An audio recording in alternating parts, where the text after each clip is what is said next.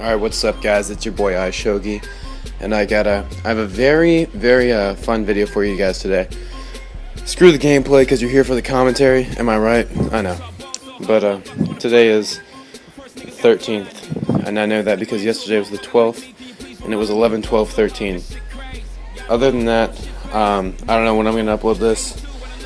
Who knows if I'll play any other video games besides Pokemon tomorrow, because I haven't played anything but Pokemon since November 13th, because I got it a day after it came out.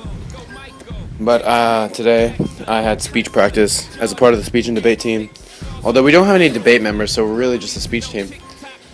And I decided to go to the gym with my boy Benjamin.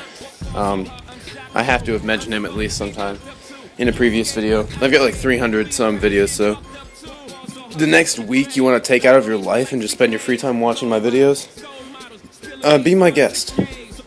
But Ben and I went to a new LA Fitness that's just around the corner from where I live, and we did legs tonight. Irrelevant, but we did legs at LA Fitness. And afterwards he was like, "Alright, Will, I'm taking you out on a date." I was like, "Alright," because he's my best friend. He's gonna buy me some food sometimes, because he actually gets hours at Best Buy, where my boss at Dairy Queen doesn't really give me hours at all during the winter, which is understandable, I suppose, because it's one of the older Dairy Queens in the area, and he needs to stay in business, because business obviously dies down during the winter at an ice cream place. And there's some people that really need money for their families there, because we got a couple like parents that work there, you know. So I'm kind of okay with it. Then again, I make money playing a card game and selling stuff on eBay, so it's okay. So we go to Domino's, right? And we went to a Domino's on my side of town. And there's some neighborhoods that aren't that good, you know. There's some notorious like apartments in the area, like trying to take off my jacket with one hand. Some apartments where, like, you know, people get caught, drug busts and what crap. But I live a little bit away from that, so I live in a pretty decent neighborhood. And we're at this Domino's that's kind of in this area, but it's cool because it's kind of right next to my high school. And our friend works there, so we went to go visit him and get a pizza. And we order it, and we were told we had 15 minutes to wait. So I was like, it's kind of hot in here. Don't really want to smell like pizza tonight, so let's stand outside, right? So we're standing outside, and I guess I have to preface with this in today's society because people are so judgmental.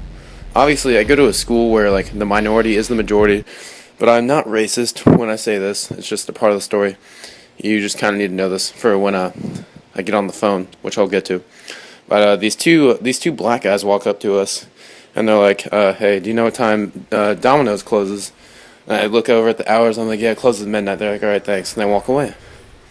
Didn't think twice about it until they walked back. Right, it's probably 3 minutes later, and they said, "Hey, can I use a phone? I just need to call someone real quick." So I look at Ben, who has his phone out at this point. But as soon as they ask that, I pull my phone out, just checking updates, you know, and giving them the benefit of the doubt. Ben's like, "Okay, what's the number?" Because Ben's gonna dial it for him before he gives them his phone.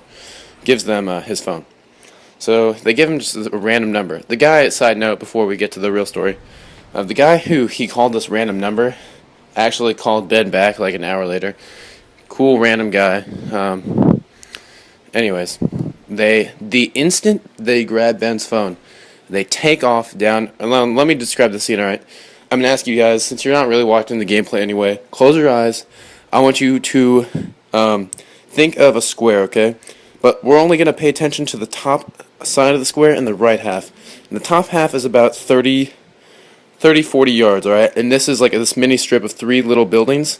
Domino's is the far left, top left. And there's a Subway on the top right. And in between is like a check for cash or something that closed down, so it's just an empty part. You just need to know it's like 30 yards. And Domino's is on the far left. So they bolt off in the direction of Subway. And Ben, I had my phone out, and I really didn't want to believe this was happening, but the only reason I pulled out my phone in the first place was because I knew that this was possible. So I look up, I do like probably maybe a fifth of a second. So just faster than the average human reaction time. And I look back at my phone, I close Snapchat, and Ben, obviously without his phone, is already sprinting after them. He's probably 5 steps ahead of me at this point. It hasn't been more than a second and a half. And I pull up my phone, and I start running, dialing 911. And I have the phone in my ear, so I'm running, but I'm not sprinting. Ben has just... Alright, so they're at 30 yards. They're at the corner of Subway at the top right of the square. And the kid who took Ben's phone had thrown down a trash can that was just at the end of this subway. And Ben jumped over the trash can as he threw it down and caught the guy. And he told me that there's like a name of some wrestling move where like pretty much you grab him by the neck and throw him down. So he did one of those, and I'm just standing next to him. Ben picks him up by the... Now, I must describe it. Ben is 5'6", but he's benched 210 before, or 205. Yeah, he's benched 205. So he's a strong guy. Mind you, we just got back from the gym, and his other friend, there were two guys, I said. The taller guy of the two just kept running, because I knew, as the only one with the phone in the situation, I was automatically delegated to be the one that calls the cops. And I was on the phone with the cops describing the area. I called out the streets, and they obviously heard me. My Call of Duty call-outs came in handy, mind you. And the other guy just didn't even look back. He was gone. But we have the guy that stole Ben's phone. And he had thrown Ben's phone to his friend, but his friend didn't even turn back. So his friend definitely didn't grab it. Ben picks him up by his shirt and puts him against this concrete slab of wall on the right side of the square on the outside of Subway. And this is just a side part of the story, but like this kid who works at Subway, he's probably 16, like he's probably a sophomore in high school. I don't know him, but he probably goes to my high school. Mixed kid, he walks out, he's like, "Hey guys, what's going on?" And Ben's holding this guy against the wall. Like, this kid just stole my phone, pretty much. It's pretty much what he said. I try to keep my channel clean, in respect to those guys that have a family computer kind of like in their sort of living room with speakers, and their parents are reading a book behind them. So Ben's like, this kid just took my phone, and his friend just got away. So the kid at Subway, 16 years old, I don't know if he had a vagina or not, but he was like, "Well, you probably shouldn't hit him or anything. Like, he doesn't have your phone, right? He doesn't have your phone now, does he?" Because Ben told me, like, threw it and he couldn't find it. And he's like, "Oh, you shouldn't do anything, I don't know." And then just kind of, like, walks back in. Obviously, he was a little calmer about it, but he was really like, "You can't do that. It's not nice to hit people." And, like, walked in, and we were like, seriously? Like, seriously? He was, like, one of those people that would pull out his phone to record a fight at a cafeteria in school or something. So Ben holds him against the wall, and it's about a minute and a half goes by, and we're just waiting for the cop to show up. Mind you, I've never called 911 before, just a side note. That was my first time. And the kid starts talking about it. He's like, "Man, I might about spaz out or something." And he's probably like 5'7", maybe an inch taller than Ben, but he's wearing like a really big coat. He's probably scrawny inside, God knows. And my initial thought process is, like, when you're in those situations, I don't know how many of you have been. I'm guessing not very many, but you don't have time to think about what you would have done, alright? You're just thinking worst case scenario. So my thinking was, what if his friend comes back? And what does his friend bring back, right? Any sort of weapon at all. So I told Ben, alright, you need to let this kid go. And Ben didn't want to. Ben wanted to beat him up. But as soon as Ben throws a punch, the other kid's allowed to fight back. But as soon as the cop get here, I'll just make this a little bit shorter. Ben lets him go. I told him to. Cop shows up about a minute and a half later. He drove up the street that we told him to, and he didn't see anyone. So those guys got away. But it's almost fine with me, because the kid who Ben held against the wall is going to find the friend that ditched him. And I don't know, who knows if they're going to fight, or if they're all going to be friends. I don't know what kind of situation they're in. Honestly, I don't really care at this point. But the cop comes, and he's like, "Yeah, you should have just beaten him up anyway. You totally had a right to. You had the right to defend yourself in the situation of a forced felony," something like that.